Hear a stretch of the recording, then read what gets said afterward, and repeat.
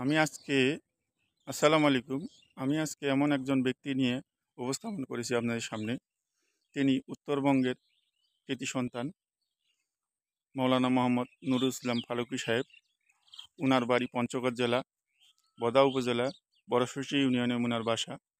উনি আমাদের উত্তরবঙ্গের একজন ভালো বক্তা ছিলেন এবং তিনি চ্যানেল আইয়ের একজন ভাষ্যকার ছিলেন।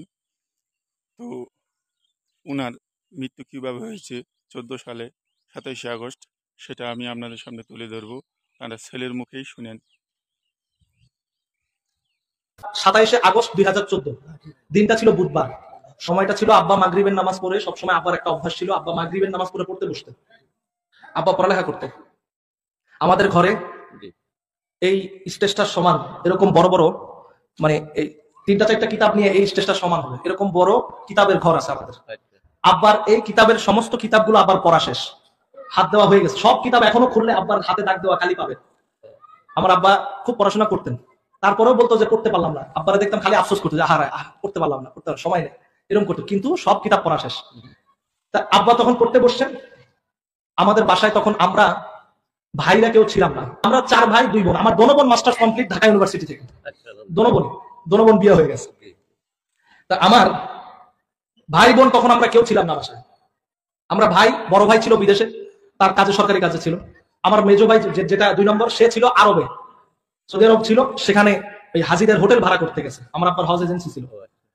এরপরে 3 নম্বর জন সে গেছে প্রাইভেট করতে, আর আমিও ছিলাম কোথায় জানি, ছিলাম বাইরে পড়াশোনায় ছিলাম হয়তো। এই বোনগুলা সব কোচিং এ ছিল। বাসায় ছিল আমার মা, আমার নানি, আমার আব্বা। একজন মহিলা আসছিল তার মেয়েকে নিয়ে, তার মেয়ের বিয়ের জন্য দোয়া নিতে, এবং আরেকজন কাজের ছোটা বুয়া, যে বলেন আপনারা কি বলেন জানি না, ছোটা বুয়া, এটা ছিল আমাদের বাসায়। আর একজন মাত্র কিশোর ছিল, আমার আব্বার ভাতিজা, মানে আমার আপন মামাতো ভাই, 15 বছর, এই বাচ্চাটার মতো ছোট, 15 বছরের এরকম বয়স, এরকম এ ছিল। আব্বার খেদমত করতো, বই টুই এনে দিত, পানি এনে দিত। তা আব্বা মাগরিবের নামাজ পড়ে আব্বা বলছে যে ভিতরের রুমে আম্মাকে বলছে তোমরা বসো, মহিলা আসছে মেয়েকে দোয়া নিতে। আব্বা বলছে ওনারে নিয়ে বসো, আমি একটু ভিতর থেকে পড়াশোনা করে আসি পরে। এখন পড়াশোনা করতে গেছে যখন, এমন টাইমে প্রথমে 7-8 জন লোক আসছে। প্রথমে এসে বেল দিছে, কলিং বেল চাপছে, দরজা খুলে দিছে। আমাদের দরজা ছিল এরকম, এইরকম। এই দরজা দিয়ে সরাসরি ডাইনিং রুমে, বেডরুমে যাওয়া যেত, আর এই দরজাটা দিয়ে ড্রয়িং রুমে, যেখানে মেহমানখানায় বসতো। এই দরজা খুলে দিছে, সরাসরি দরজা এটা খুলে দিছে আমার মামাতো ভাইটা। তার বর্ণনাটা আমি আপনাদেরকে শোনাচ্ছি, আমরা তো ছিলাম না, তার বর্ণনা। সে দরজা খুলে দিছে, 7-8 জন হুড় করে ঢুকে গেছে। তারা পরিচয় দিছে যে হাজী সাহেব, আমরা হজে যাব। কোথায় যাব? হজে যাব। ঢোকার পরে কয়েকজন বসছে সোফায়, কয়েকজন বিছানায়, 1-2 জন দাঁড়ায় আছে। তো এরা বলতেছে যে হুজুর, আমাদের আরো কিছু লোক আছে নিচে দাঁড়ায় আছে, এরাও হজে যাবে, আপনি অনুমতি দিলে এদেরকেও ডাকবেন। কি অমায়িক ব্যবহার! আব্বা তো, আব্বার সাথে যারা দেখছে কাছ থেকে তারা জানে যে আমার আব্বা কেমন কমল হৃদয়ের আচরণকারী ছিল। একটা কথা বললেই বুঝবেন। আমার আব্বার একজন মাছওয়ালা, আমাদের বাসায় মাছ দিত, একজন মাছওয়ালাকে আব্বা ডাইনিং টেবিলে বসায়া, আব্বার সাথে বসায়া তিনি একসাথে খাইছে। এইরকম ছিল আমার আব্বা। এখন একজন বক্তা আনেন তো, 60,000 টাকা দিয়ে একটা বক্তা লই এনে ধারের কাছে যাইতে পারবেন না, দেখেন। আর আমার আব্বা ছিল একলা চলে আসতো, একটা জ্যাকেট পরতো, যারা দেখছে তারা জানে। খুব মানে একদম সাদা সিধা একজন চলাচল করতো, এরকম মানুষ ছিল। তারা যদি বলতে হবে গার্ড নাই আপনার, সিসি ক্যামেরা নাই, আপনার তো শত্রুর অভাব নাই, আজরাইল যেদিন আসার ওই দিন এমনি আসবে, যত কঠিন জায়গায় থাকে। তা আব্বা বলতেছে যান ডাক দেন, ওদেরকে ডাক দেন। তো নিচের থেকে ফোন দিয়ে ডাক দিছে, হুড় হুড় করে আরো 6 জন লোক আসছে। এই 12-13 জন লোক, আগে 7 জন পরে 6 জন। এরা আসছে, আসার পরে এখন রুমের মধ্যে দাঁড়ায় আছে, বসার জায়গা নেই। আব্বা ওই যে ভাতিজাটা আছে মারুফ, তার বর্ণনা করতেছি। মারুফকে আব্বা বলেছে, ওর নাম মারুফ, ভাতিজাটার নাম, মানে আমার মামাতো ভাইটার নাম।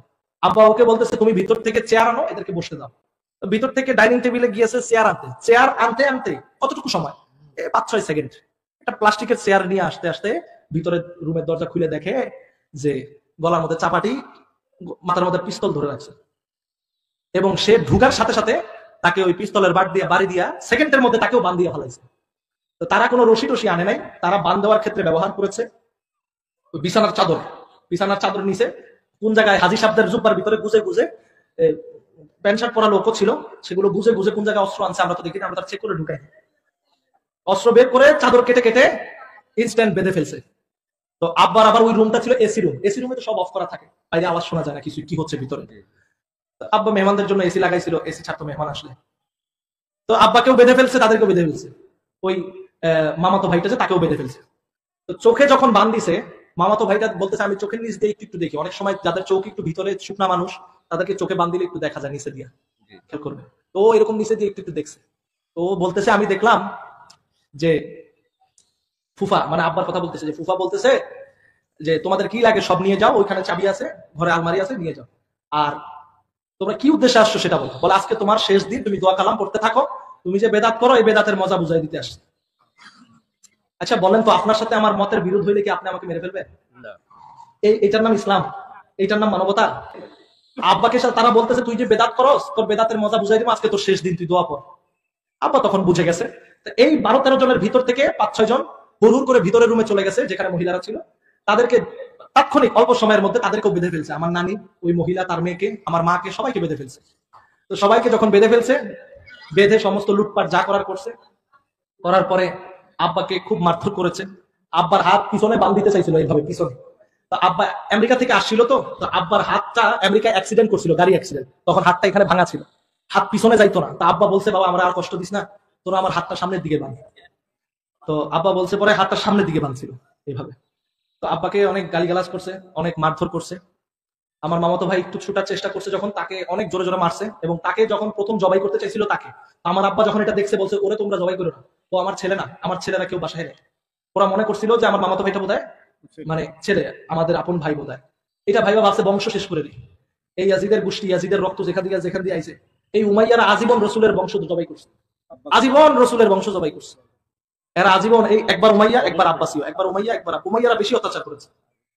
এই যে যারা রসুলের বংশ জবাই করলো, এদেরকে আমরা বগলে নিয়ে ঘুরি, এদের মহাব্বতের চর্চা করি, এদেরকে আমরা জলিলুল কদর বানাই দিই।